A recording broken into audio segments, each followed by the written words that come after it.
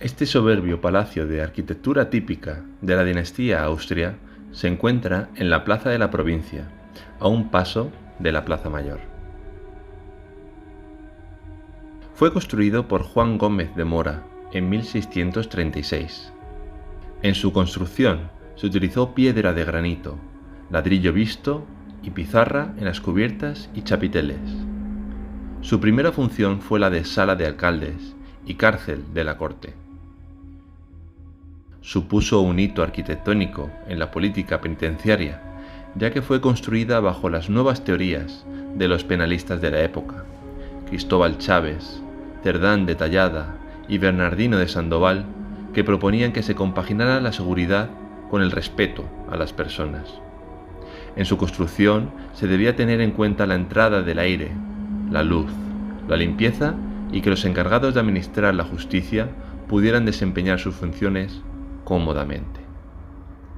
En 1561, Felipe II había trasladado la corte a Madrid, hasta ese momento itinerante. Madrid carecía de una cárcel digna en la ciudad, y por ello los alcaldes de la villa utilizaban un sistema que era denominado la requisa temporal, que consistía en que el edificio requisado pasaba a ser cárcel durante un periodo de tiempo. Esta situación provocó que muchos vecinos perjudicados solicitaran al concejo la construcción de una cárcel de Estado a expensa de la villa. En 1541 se adquieren unas casas en la plaza de la iglesia de Santa Cruz y 2 años más tarde la cárcel estaba terminada. Desde siempre, la iglesia de la Santa Cruz y la cárcel aparecen vinculados, ya que la Cofradía de la Caridad era la encargada de acompañar a los presos en la pena capital y hacerse cargo de todo el proceso hasta su enterramiento con un medido ritual. Posteriormente ha sido Palacio de la Audiencia, Ministerio de Ultramar y Ministerio de Estado.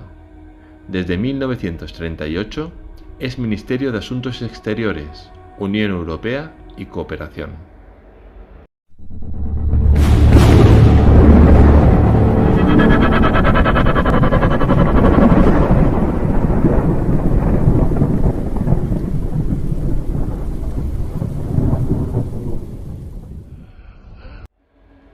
En 1791 sufrió un gran incendio, que se originó en la alcoba de un sacerdote y que arrasó la capilla y la parte alta del edificio.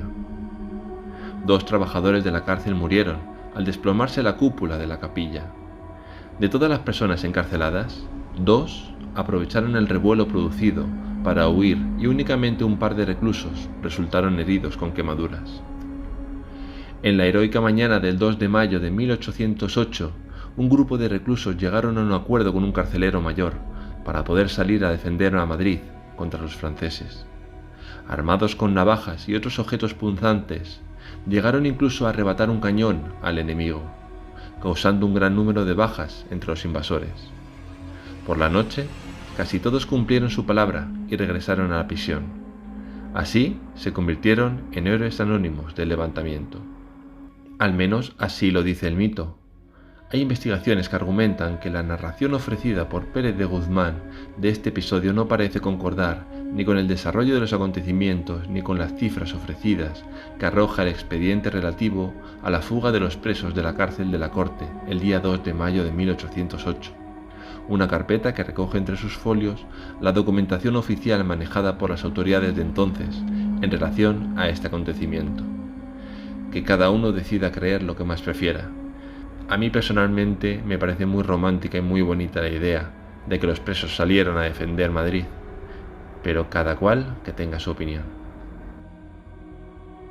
En esta cárcel estuvieron encerrados conocidos presos como el escritor Lope de Vega, el bandolero Luis Candelas, el general Rafael de Riego, el poeta Espronceda o el político Salustiano Olózaga.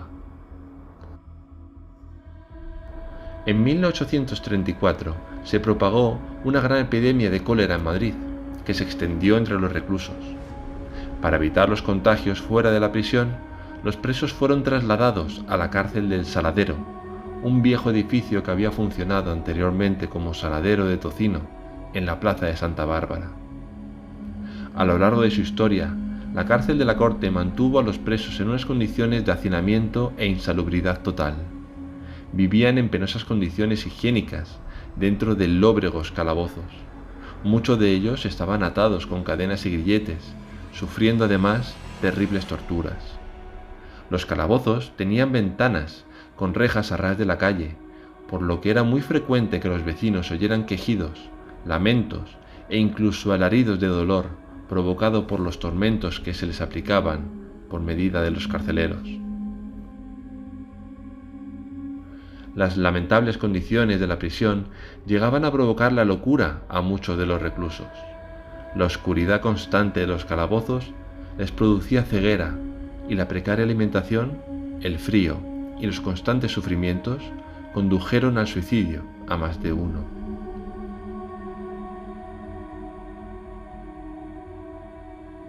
Tras el traslado de los presos a la cárcel del Saladero, el edificio quedó abandonado unos años.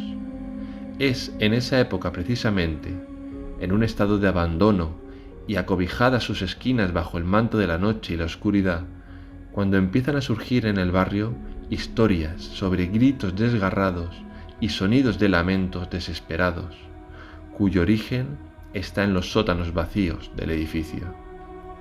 El pueblo llano creía que eran las almas en pena de presos que murieron allí torturados, vagando por las salas del recinto, quizás buscando venganza o simplemente queriendo alzar al cielo un grito desesperado ante el trato demasiado cruel que recibieron.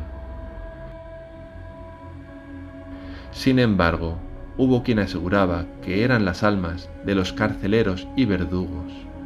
Como castigo, habían sido condenados a purgar sus atroces actos, encerrados entre esas mismas paredes durante toda la eternidad.